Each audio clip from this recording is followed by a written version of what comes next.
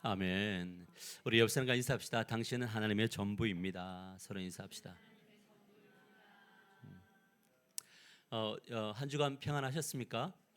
그래도 요즘 저녁은 좀 쌀쌀하더라고요. 새벽이 되면 이럴 때 감기가 많이 걸리니까 감기에 조심하시는 여러분이 되시기를 바랍니다. 얼마 전에 흥행이 성공한 영화가 있었습니다. 왕과 함께 사는 남자, 이 단종의 그 슬픈 스토리를 이렇게 전해주었던 영화입니다. 최종 누적 관계 수는 1,628만 명. 그러니까 이 한 편의 영화가 1,000만 명을 넘는 것이 정말 쉽지 않은데 1,500만을 넘었으니까 엄청난 흥행에 성공한 영화다라는 거죠. 그 어려운 것을 이 영화가 해냈습니다. 영화를 이렇게 보면 좀 잠잠하면서 감동이 있는 그런 스토리의 영화죠. 이 한 편의 영화가 흥행하려면 다양한 조건이 맞아 떨어져야 합니다. 그렇다면 한 편의 영화가 흥행하려면 어떤 조건이 필요한가? 적어도 네 가지의 조건이 필요한데 첫째가 뭐냐면 작가의 중요성입니다. 그러니까 작가의 작품이 탁월하지 않으면 그 어떤 것들이 조건이 갖추어져도 그 영화는 흥행할 수가 없는 거죠. 그리고 둘째는 뭐냐면 감독의 중요성입니다. 이 작가의 의도를 잘 파악하고 어떤 배경으로 어떻게 이 영화를 이제 영상화하고 이미지할 건가, 이 작가의 감각이 또 필요하고, 또 세 번째는 뭐냐면 배우죠. 아무리 작가와 감독이 좋아도 배우가 좋지 않으면, 특별히 배우가 작가의 의도를 파악하지 못하면 좋은 연기가 나올 수가 없겠죠. 그래서 예전에는 뭐 이렇게 인물로 이렇게 갔던 시대라면 지금은 인물 위주보다는 그 작가의 어떤 능력 위주로 영화들이 제작되는 경우가 많습니다. 어떻게 보면 이 단종이 이제 영화의 주인공처럼 보이지만 실질적으로 좀 이렇게 잘생기지 않는 유해진이라고 하는 그 배역이 모든 것들을 이렇게 살려내는 것을 보게 되는 거죠. 자, 그래서 이게 감독들은 오디션을 볼 때 그 배역에 맞는 사람들 여러 명을 추천받고 또 그 사람이 진짜 이걸 잘 담아냈는가를 보는 것들을 해서 오디션을 보게 되는 거죠. 자, 근데 네 번째가 뭐냐면 이제 투자자가 필요하더라고요. 그러니까 아무리 좋은 작가와 뭐 이렇게 다 이렇게 감독이 있고 배우가 되어도 투자자가 없으면 뭐냐면 이 모든 영화는 다 엎어지는 겁니다. 그래서 우리가 가끔 보면 정말 좋은 영화인데 오랫동안 투자자가 없어서 숨어 있다가 어느 날 이제 이렇게 투자자가 생겨서 세상 밖으로 나온 그런 영화들도 많이 있습니다. 신앙생활은 어떤 면에서 한 편의 영화와 같다라는 생각이 듭니다. 영화의 제목은 하나님과 함께 사는 사람들이죠. 우리는 하나님 나라를 구현하는데 우리는 하나의 어떤 드라마를 만들어가고 있는데 하나님과 함께 사는 사람들이라는 주제를 가지고 가고 있습니다. 이 영화가 세상 속에서 흥행하려면 동일한 조건이 필요합니다. 이 하나님 나라의 영화가 뭐냐면 작가가 중요하고 또 감독이 있어야 되며 배우가 있어야 되고 투자자가 있어야 이 하나님 나라라고 하는 이 영화가 잘 상영되고 이 세상 속에 영향력을 끼칠 수 있다라는 거죠. 그래서 오늘 이런 관점으로 말씀을 살펴보려고 합니다. 그래서 오늘 말씀의 제목이 뭐냐면 우리는 인생이라는 무대 위에 세워졌다 이렇게 정했습니다. 같이 한번 읽어봅시다. 시작. 우리는 인생이라는 무대 위에 세워졌다. 우리에게 주어진 배역이 있습니다. 에베소 4장 11절에서 12절을 보면 이렇습니다. 같이 한번 읽어볼까요? 시작. 그가 어떤 사람은 사도로, 어떤 사람은 선지자로, 어떤 사람은 복음 전하는 자로, 어떤 사람은 목사와 교사로 삼으셨으니 이는 성도를 온전하게 하여 봉사의 일을 하게 하며 그리스도의 몸을 세우려 하심이라. 우리 모두는 하나님이 주신 땅에서 감당해야 될 각자의 배역이 있습니다.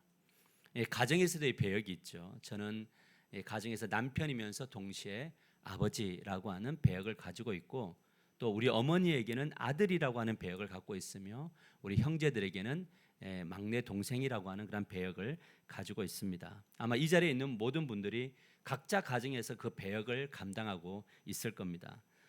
또한 저는 이 교회에서의 배역을 우리는 모두 가지고 있습니다. 저는 교회에서는 목사죠.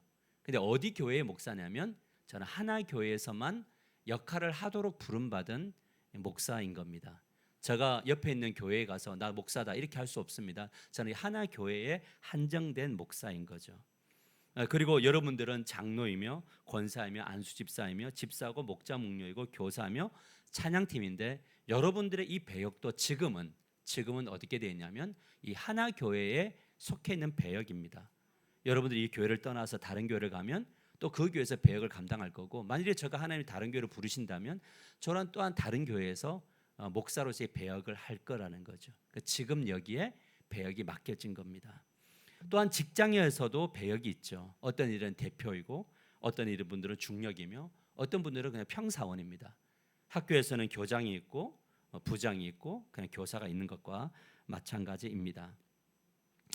그런 의미에서 이 모든 것들은 내가 선택한 것이 아니라 하나님이 이끄셨고 또 하나님이 우리의 선택을 아니면 존중하셔서 지금 여기에 서 있는 겁니다. 이런 관점으로 우리는 이 땅을 받아들여야 한다라는 거죠. 그래서 우리에게 주어진 이 땅에서 주어진 배역을 지금 뭐 하는 거냐면 성실히 감당하는 겁니다. 아멘이죠. 아무도 모릅니다. 어떻게 우리의 배역이 어디서 어떻게 이루어질지는 그것은 주님의 주권 안에 있는 것이고 여러분의 또한 선택 아래서 그 배역이 역할이 사명이 감당되는 겁니다. 자, 그러면 이제 우리의 질문은 뭐냐면 모두에게 다 배역이 있는데 이 배역을 맡기신 의도가 뭐냐, 이게 이제 중요하죠. 그것은 한 가지입니다. 하나님이 우리에게 각자의 배역을 맡기신 이제 의도를 파악하는 것이, 이 배역을 잘 감당하기 위해서는 그 의도, 그것을 파악하는 것이 진짜 중요한 겁니다. 하나님이 지금 나를 왜 이 가정에 세우셨을까? 하나님이 지금 나를 왜 예전에 섬기던 교회에서 이곳으로 인도하셨을까라고 하는, 지금 여기서 하나님이 나에게 맡겨주신 배역의 의도가 뭘까? 이거를 발견한 사람은 그 사명을 잘 감당할 것이고, 그 의도를 모르면 뭐냐면 하나님이 맡기신 배역을 잘못 감당하면서 살아갈 수 있다라는 거죠. 그러나 우리 모두에게는 공통으로 주신 배역, 그 방향이 있다는 거죠. 그게 바로 에베소서 2장 10절에 나와 있습니다. 같이 한번 읽어봅시다. 시작. 우리는 그가 만드신 바라 그리스도 예수 안에서 선한 일을 위하여 지으심을 받은 자니 이 일은 하나님이 전에 예비하사 우리로 그 가운데서 행하게 하려 하심이니라. 바울이 말해요. 하나님이 우리를 뭐 했다고요? 만드셨다라는 거예요. 하나님이 누구를 만드셨다? 나를 만드셨다. 또 옆에 사람도 만드셨다. 그럼 이 사람은 그냥 존재 자체로 다 귀한가요? 맞아요. 나도 만드셨고 옆에 있는 분도 만드셨나요? 다 그럼 이 만들었다는 의미가 뭐냐라고 할 때, 이 만들었다는 것은 1차적으로는 창조하신 거죠. 우리 어떤 부모를 통해서 나를 창조하신 거죠. 그러나 예수 그리스도를 통해서 구원받게 하심으로 새 창조하셨죠.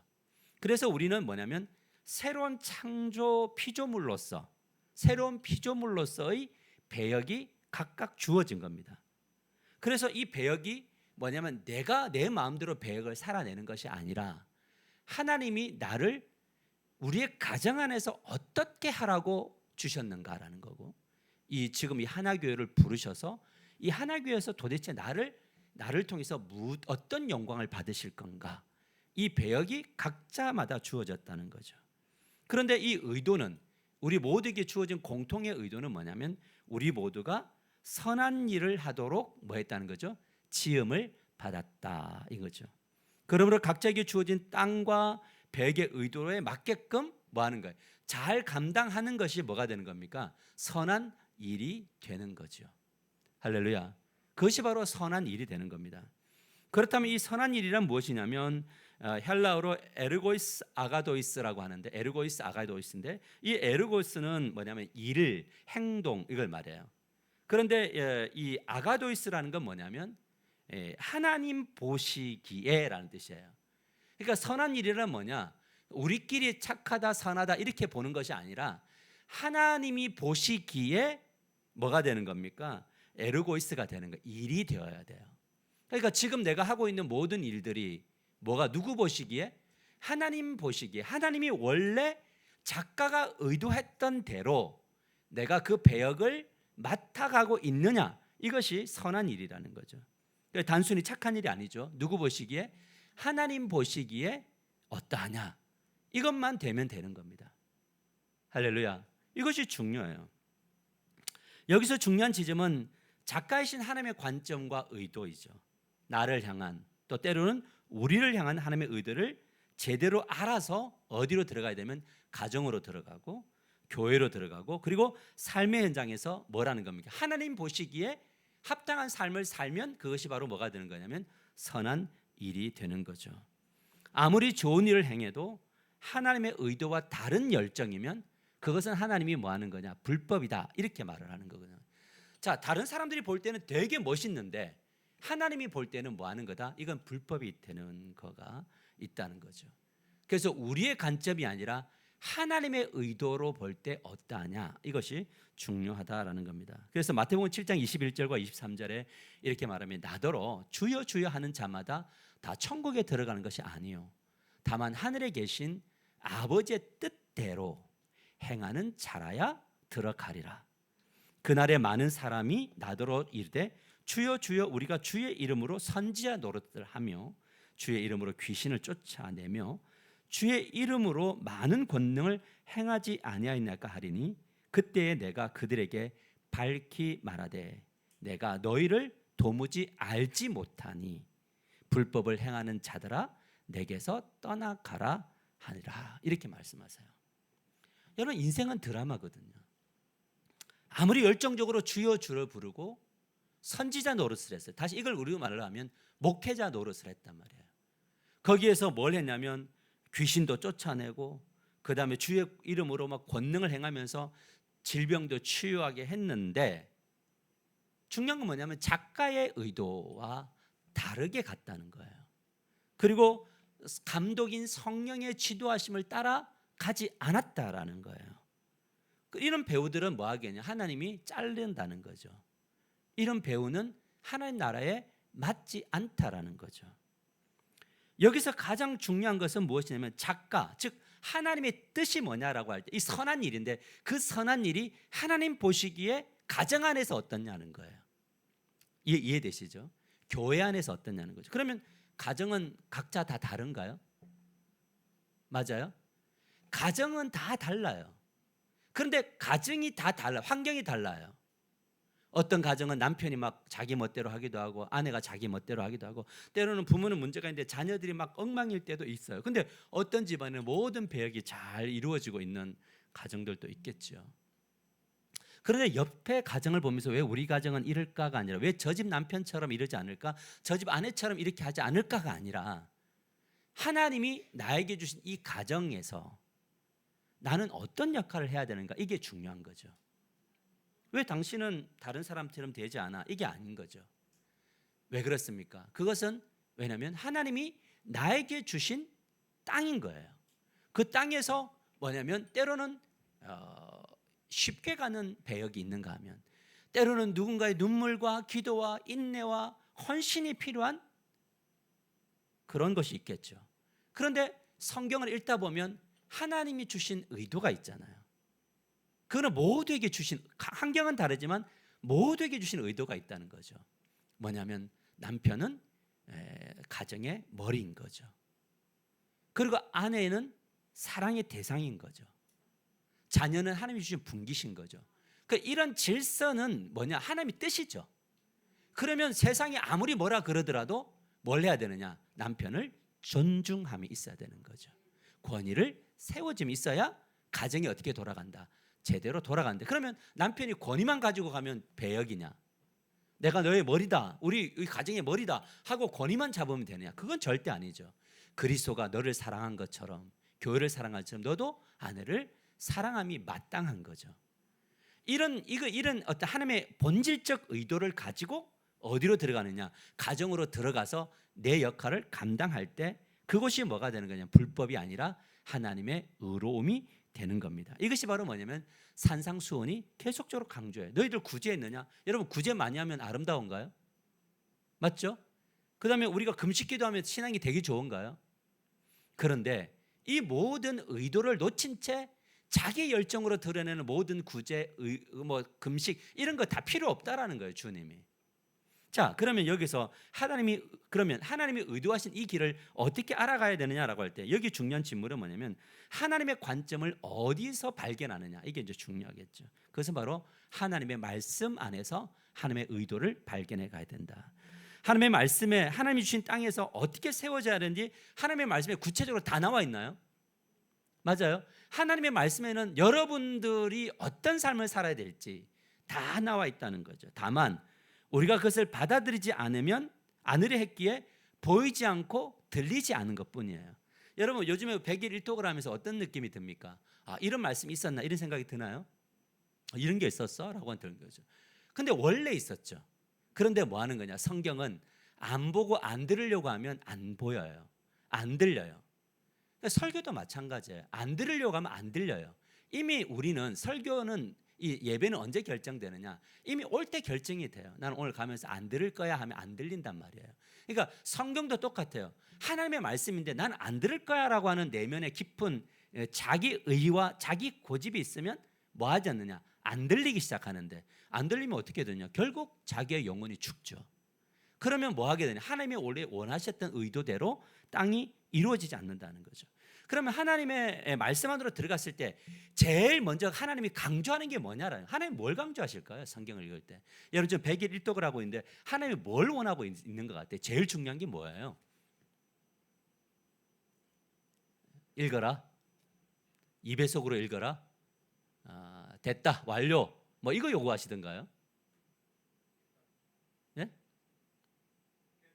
깨달음, 뭘 깨달았죠? 장로님, 그런 말씀으로 깨달는데 뭘 깨달아야 돼? 우리가 어떤 걸 깨달아야 돼? 첫 번째가 뭐냐면 관계. 누구와의 관계냐면 하나님과의 관계거든요. 그러니까 일방적인 거 말고, 그러니까 자기 혼자 막 기도하고 가는 거 말고, 그러니까 내가 하나님 나는 오늘 읽었어요라고 하는 그거 말고, 그 말씀 안에서 나에게 말하는, 옆 사람 말고 나에게 말하는 의도가 뭔지. 지금 하나님 가정을 위해서 막 눈물로 기도하고 있는데 하나님이 지금 이 가정에서 내 배역이 제대로 되고 있는지, 교회 안에서 내 배역이 제대로 되고 있는지, 이런 것들을 뭐 하라는 거죠? 발견하는 거죠. 어디 안에서 발견되느냐? 관계 안에서 들려지고 깨달아지는 일들이 일어나게 된다는 거예요. 그래서 말씀을 읽고 배우며 만나고, 기도 가운데 만나고, 삶의 환경에서 누구를 만나는 거냐면 하나님을 만나는 거죠. 할렐루야. 그거 하라고 100일 1독 가는 거거든요. 그러나 다 처음부터 그 감각이 안 세워지니 그냥 완벽주의 버리고 계속 해보라는 거예요.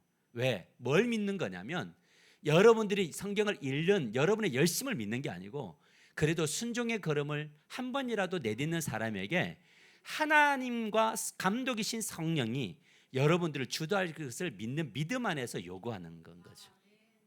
그래서 둘째로 뭐냐? 하나님의 의도가 발견되었으면 뭐 하는 거죠? 순종하는 거예요. 그러니까 하나님의 의도를 발견해놓고도 순종하지 않으면 아무런 의미가 없다라는 거죠. 남편과 아내, 부모와 자식, 목사와 성도, 성도와 성도, 직장 상사와 직원들의 그렇게 배역을 뭐 하는 거냐면 감당해 나가는 거죠. 그곳에서 뭘 버리냐? 거짓을 버리고 진실을 말하고 자기 손으로 성실히 일을 하며 뭘 하는 거냐면 뭐냐면 삶을 만들어 나누어 가는 거죠. 그러니까 하나님의 말씀을 읽으면 게으름으로부터 뭐 하는 거냐면 벗어나게 되는 겁니다. 그래서 관계가 제대로 된 사람들은 뭐 할 수밖에 없느냐? 성실할 수밖에 없는 겁니다. 여러분, 부모, 아버지의 역할을 감당하려면 성실해져야 되죠. 맞죠? 성실이란 뭐냐? 하기 싫은 것을 하는 겁니다. 내가 감정이 막 드러나고 막 퍼붓고 싶은데 뭘 해야 되는 거냐면 이거를 절제할 수 있는 열심과 성실과 부지런함이 있어야 되는 거죠. 여러분 이해되세요? 우리 가정의 경제가 어려우면 그 상황 속에서 이제는 끝이다가 아니라 뭐냐면 지금 내가 무엇을 해서 우리 가정을 세울 수 있을까라고 하는 그 고민을 하게 되는 것, 이게 바로 뭐냐면 배역을 감당하는 거죠.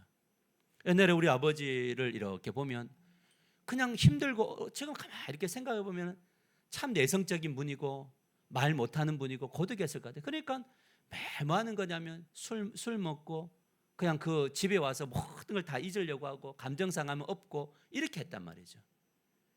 그렇게 사는 인생이 하나님을 믿어서 하나님의 통치를 받는다면 뭐 하게 되냐? 이것이 우리의 가정을 힘들게 하는 거구나라고 할 때 뭐 하는 거냐면 부지런히 말씀을 통해서 하나님을 만나려고 하고 기도를 통해서 하나님의 음성을 들으려고 하고 그리고 성령의 능력을 받으려고 할 때 뭐가 되는 거냐면 각자의 부모의 배역이 세워지는 거죠. 할렐루야. 왜 우리 아이들은 이럴까? 왜 우리는 이럴까? 늘 말만 한다고 해서 변화되어지는 것이 아니다라는 거죠. 할렐루야. 이것이 참 중요하더라라는 거죠. 그곳에서 가정과 교회의 삶의 현장에 하나님 나라가 임하게 되는데 가끔 우리의 삶이라는 것은 제가 이렇게 드라마를 보면서 느끼는 게 뭐냐면 주인공이 대단한가? 이런 생각이 들어요. 물론 스포트라이트는 누가 받냐면 주인공이 받아요. 그런데 진짜 그 주인공이 빛나려면 옆에 망가지고 옆에 의리가 있고 끝까지 편이 되어주는 누가 있냐면 조연들이 있고, 그러면 조연만 필요하냐? 그냥 길거리 지나가는 1, 2, 3도 중요한가요? 그러니까 어떤 하나의 뭔가 이 완성되어져 가는 어떤 작품이 완성되어져 갈 때 가정이라는 그 드라마, 교회라는 드라마, 삶의 현장의 드라마는 모두가 그 배역을 자기의 주어진 배역을 성실히 감당할 때 그 드라마는 완성이 되고 누군가는 빛이 난다는 거죠. 그래서 근데 참 재밌는 게 뭐냐면 그 배역을 성실히 감당하다 보면 어느 날 그 사람이 조연이 되어 있고 어느 날 그 사람이 주인공이 되어져 있고, 이 정말 보석 같은 주인공 한 사람을 세우려고 했는데 그 옆에 이 정말 주연을 빛나게 해줄 수 있는 이 조연을 찾으려고 하는데 나중에 보니까 요즘 시대는 뭐냐면 주연만 박수를 받는 게 아니라 오히려 조연이 훨씬 더 박수를 받는 그런 시대가 되었단 말인 거죠. 근데 그 사람들도 옛날에 보면 그냥 길거리 지나가는 단역 1, 2, 3이었단 말이에요. 근데 그 단역을 나는 왜 저 사람 안 돼 하면서 인생의 비관을 가진 것이 아니라 뭘 하는 거냐면 나도 언젠가 저렇게 될 수 있다라고 정말 끝까지 그 자리를 지켜서 그 자리에 삶에 성실했던 사람을 언젠가는 감독이 픽업을 하는 거고, 작가가 기억하고 있다가 저 사람 잘하네, 존재감이 없는 것처럼 스쳐 지나갔는데 임팩트 있는 사람이 있을 수 있다는 거죠. 왜? 그 사람도 그 하나의 그 장면을 찍기 위해서 뭘 했느냐? 진짜 죽을 힘을 다해서 노력을 한 거잖아요. 그러니까 여기에 있다는 거예요. 우리 하나교회가 교회라는 것도 그렇더라고요. 내가 왜 주역이 안 돼? 이런 분들은 하나님이 주역을 안 세워요. 설령 그 사람이 주역을 세워도 그 사람을 통해서 교회가 엉망이 돼버리거든요. 그런데 항상 자기에게 주어진 사명을 묵묵하게 여러 가지 환경들 속에서 각자, 우리 전부 다 불완전하지 않나요? 맞아요. 그 불완전함 속에서 뭔가 잘하고 있고 최선을 다하는 그 삶을 살아갈 때 하나님이 그 사람을 통해서 뭘 하느냐? 역사를 드러내는데 어떤 역사를 드러내냐면 그 사람 때문에 주변이 산단 말이에요. 근데 내가 막 주인공이고 내가 모든 것들, 내가 감독되고 내가 막 그 작가가 되고 온 스토리를 내가 다 써서 만들어 가려고 하면 가정도 엉망이 되고 교회도 엉망이 되고 다 엉망이 된단 말이죠. 저는 옛날에 제가 작가인 줄 알았어요. 저는 예전에 제가 감독인 줄 알았어요. 근데 그게 아니에요. 우리 인생에 우리 교회라고 이 하나님 나라는 작가는 하나님이시고 뭐냐면 감독은 성령이세요. 그러니까 성령 충만함을 받지 않고 작가의 의도를 알려고 하지 않으면 우리의 배역이 오히려 우리의 열심이 불법이 된단 말이에요. 아멘인가요? 그것이 중요해요. 왜 우리 가정이 변화되지 않느냐? 우리가 작가가 되고 우리가 감독이 되려고 해서 왜 내 뜻대로 내 시나리오대로 움직여지지 않지라고 생각해 버리면 그때 뭐가 되느냐? 그 가정은 온전한 드라마가 이루어지지 않죠. 왜요? 자녀들은 자녀의 드라마가 역할이 있거든요. 근데 우리의 자녀들이 옆집 자녀하고 달라요. 우리의 자녀들이 저 집 자녀하고 다르다고요. 그냥 우리 자녀는 우리 자녀의 배역이 있단 말이에요. 그래서 그 배역을 어떻게 우리가 품어내는, 우리가 함께 어우러져 가느냐가 중요한 거죠. 근데 우리가 부모 되니까 걱정이 되기도 하니까 하지만 그거는 아니다라는 것을 성경이 이렇게 말해주더라는 거죠. 지난주에 김천 더세움교회에 다닌 후에 저에게 계속 질문되는 게 뭐냐면 정말 이 목회 철학이 비슷한데 우리가 이제 그 길을 가야 되는데 도대체 지금 이 시점에서 뭐가 필요할까 고민을 이렇게 하다 보니까 저에게 들었던 생각은 지금 우리는 팀 부교육자들이 필요하구나, 팀 부교역자들이 필요하구나, 이런 생각이 들었어요. 자, 그런 생각을 하면서 이렇게 강의를 듣고 올라왔는데 한 집사님이 저에게 그러더라고요. 목사님, 참 이 더세움교회를 보니까 목사님보다 우리 목사님이 더 좋으신 것 같은데, 더 탁월하신 것 같은데, 이 안 되는 것 중에 하나가 뭐가 있냐면 목사님이 교역자가 없는 것 같아요. 제가 와서 보니까 이 교역자들이 우리 교회에 필요한 것 같아요라고 이야기하더라고요. 그러니까 저는 우리 교회를 세우면서 교역자 중심의 교회보다는 성도들 중심의 교회를 세우려고 10년간 엄청 노력을 했거든요. 그런데 저도 이제 깨닫게 된 게 뭐냐면 교역자는 교역자로서의 팀이 필요하구나. 왜냐하면 집사님이 그런 이야기해서 목사님 저는 밖에서 열심히 일을 하고 교회에서 헌신을 하고 있는데 이 헌신을 하는데 사실은 최선을 다하고 있어요라고. 사실 내가 그걸 알고 있거든요. 그러니까 최선을 다하고 있기 때문에 뭐 하는 거냐? 가끔가다 더 요구 못 한단 말이에요. 그러니까 저 머릿속에 우리 교회가 필요한 것, 어떻게 가야 되는 것 하는데 저가 항상 말하고 저가 모으려고 하니까 힘이 드는데 성도들 입장에서 볼 때는 정말 최선을 다하고 계시는데 또 더 하자, 더 해라 이렇게 할 수가 없더라는 거죠. 그래서 그 역할은 교역자들의 역할이 필요하구나. 이렇게 구상하고 떠오르는 그 주님 주시는 그 영감을 풀어낼 수 있는 팀이 필요하구나라는 거죠. 자, 이제 우리 교회는 목회자가 직업이 되고 사명이 되는 교역자 그룹이 필요한 시대다. 그런 생각이 듭니다. 문제는 뭐냐? 재정이에요. 여러분 사택과 사례비를 제대로 줄 수 있어야 되는데 이 좋은 교역자가 다 어디 있느냐? 제대로 주는 사례비를 주는 곳에 다 가 있어요. 그러니까 요즘 교역자가 너무 부족해. 그런데 제대로 주는 곳으로 다 가 있단 말이에요. 왜? 이제는 골라서 가요. 이제 예전에는 우리가 이제 면접을 보고 담임 목회자가 부교역자를 이렇게 선택을 했는데 지금은 교역자가 교회를 선택을 해요. 그래서 와가지고 보고 물어봐요 목사에게. 그래서 목사를 면접을 하고 그래서 목사가 자기들의 충족을 채워주면 뭐냐면 그럼 한번 해보겠습니다 이런. 자 그런데 우리 박정인 전사는 그런 조건 안 보고 와줘서 너무 땡큐.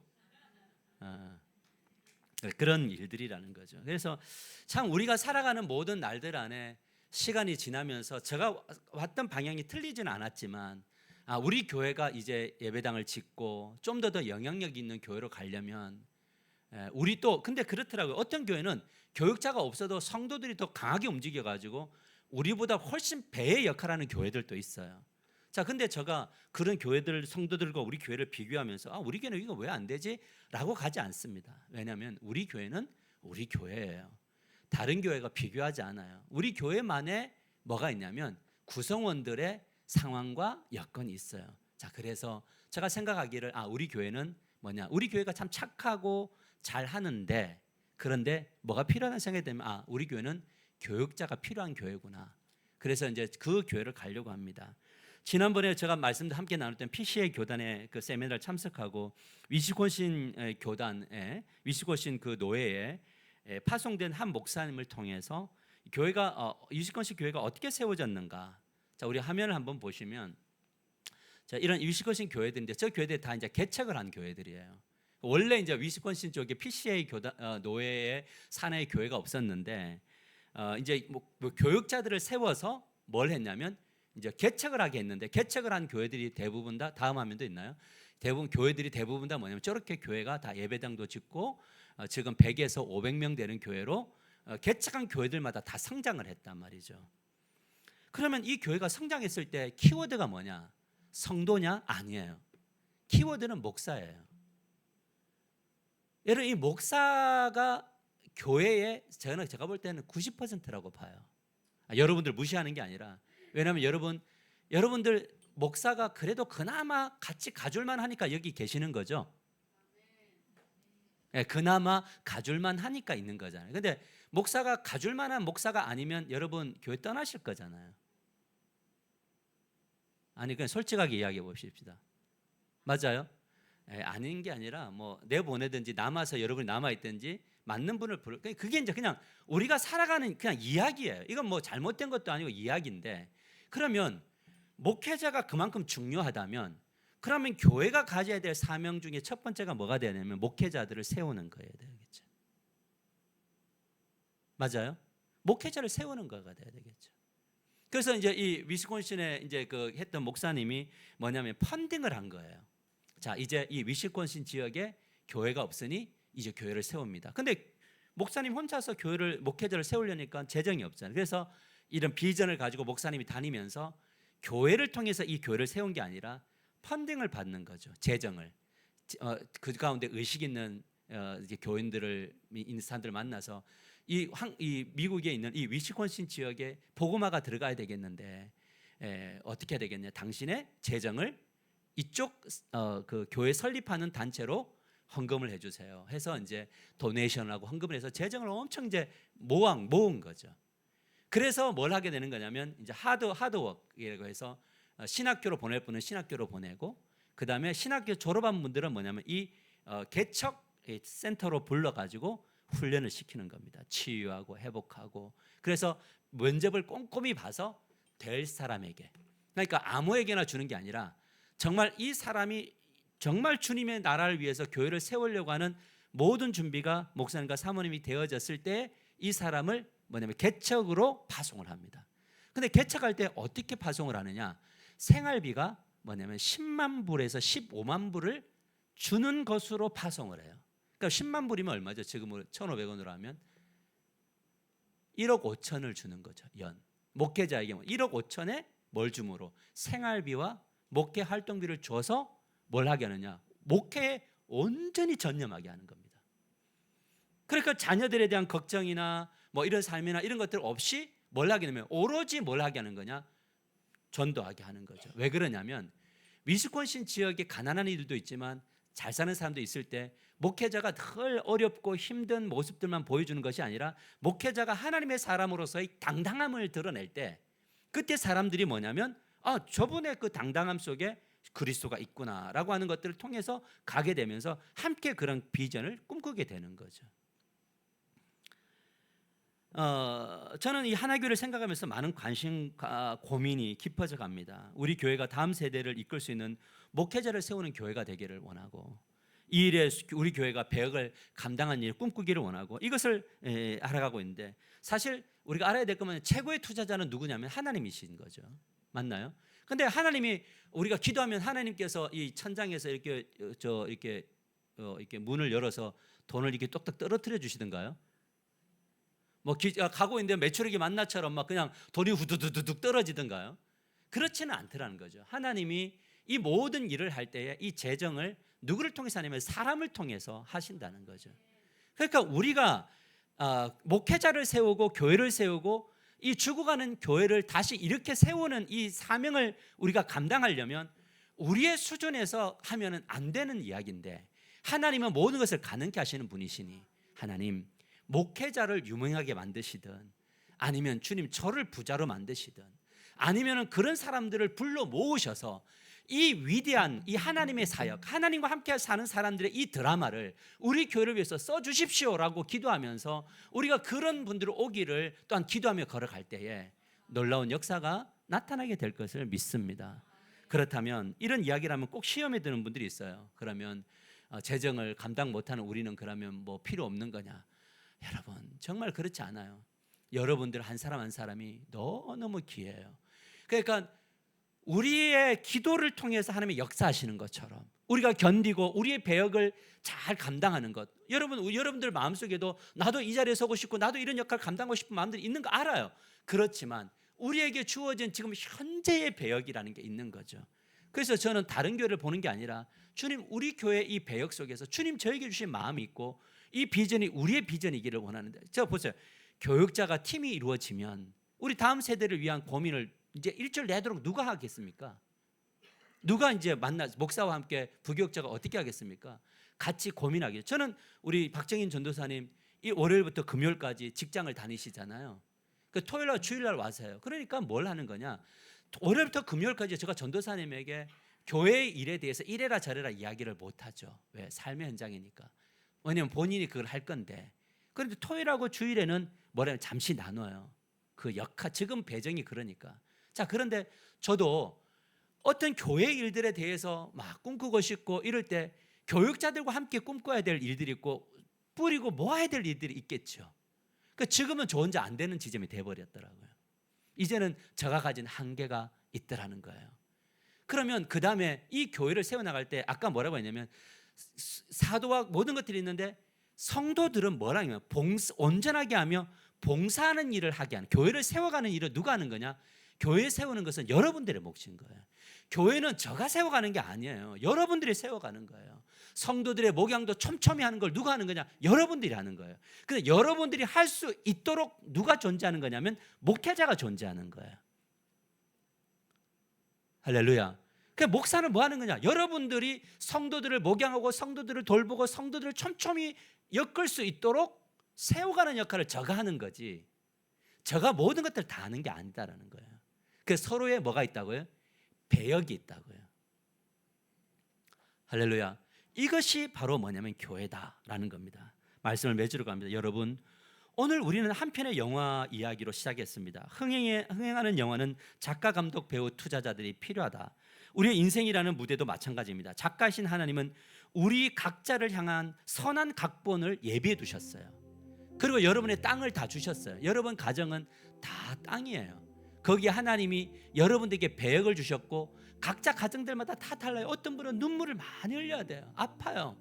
근데 어떤 분들은 너무 편안하게 가는 분들도 있어요. 근데 그거는 불공평한 것이 아니라 하나님이 우리에게 능력이 있기 때문에 그 배역을 할 수 있을 만하기 때문에 맡겨주신 거죠. 그러면 우리는 그 힘을 가지고 가야 되는데, 이 의도를 발견하고 걸어가면서 그 의도를 성경을 통해서 나에게 주신 의도를 발견해 나가고 거기서 견디고 또 넘어지기도 하고 또 때로는 내가 이렇게 무기력함을 느끼기도 하고, 그러면서 그 가운데서 하나님 앞에 또 울부짖고 내가 왜 이렇게 실력이 없습니까? 라고 하면서 걸어갔는데 어느 날 보니까 내가 되게 엄청 능력 있는 그런 배역을 감당하고 있는 나를 보게 되는 거죠. 그렇게 우리는 걸어가는 겁니다. 중요한 것은 우리는 스스로 빛날 수 없는 존재라는 거죠. 작가의 의도를 알지 못하고 아무리 열심히 연기해도 그 모든 것이 불법이 된다는 거죠. 그 의도를 알고 순종할 때 우리의 작은 배역 하나하나가 하나님 나라를 세워가는 귀한 장면이 될 줄 믿습니다. 그래서 제가 여러분에게 두 가지를 권면하고 싶은 것은, 첫째는 각자에게 주어진 땅에서 하나님의 의도를 구하십시오. 둘째는 무엇이냐면 우리 공동체가 다음 세대와 이 땅에 하나님 나라를 세워가는 일에 여러분 각자의 배역을 놓고 기도하시고, 그리고 또 우리 교회 안에 필요한 이 사명을 감당하기 위해서 필요한 분들을 하나님 좀 보내달라고, 한 나를 통해서 만나게 해달라고, 하나님 우리 교회 안에 정말 하나님의 그 축복의 통로가 되는 분들이 더 많이 세워지게 해달라고. 이번 주 건축가가 나왔습니다. 이것은 우리에게 주어진 새로운 장면이죠. 건축이 목표가 아니라 그랬죠. 더 중요한 것은 무엇이냐, 우리 배역을 어떻게 감당할 것이냐에 대한 그 준비를 하면 하나님은 이 무대는 만들어 주신다는 거죠. 무대는 하나님이 만드시는 겁니다. 우리는 그 무대에서 우리의 역할과 뛰어놀 준비를 하면 된다. 이것이 하나님이 오늘 우리에게 주시는 메시지입니다. 그래서 우리가 하나님 주신 나중에 마지막 순간에 우리 모두가 작가이신 하나님에게 딱 한마디 듣기를 원합니다. 그것은 바로 무엇이냐면 잘하였도다 착하고 충성된 종아 라고 하는, 우리가 같이 기도하며 나가십시다. 우리 기도할 때, 하나님 나의 배역을 잘 감당하고 있습니까? 가정 안에서 아버지로 어머니로 자녀로 배역을 감당하고 있습니까? 교회에서 목사로 성도로 중직자로의 역할을 감당하고 있습니까? 하나님 아버지, 정말 우리에게 놀라운 역사가 주셔서 아버지에게 인정받는 그런 배우, 영적인 배우가 되게 해달라고, 그래서 왕이신 하나님과 사는 사람으로서의 인생이 되게 해달라고 우리 주여 부르시면서 기도하며 나갑시다. 기도합니다.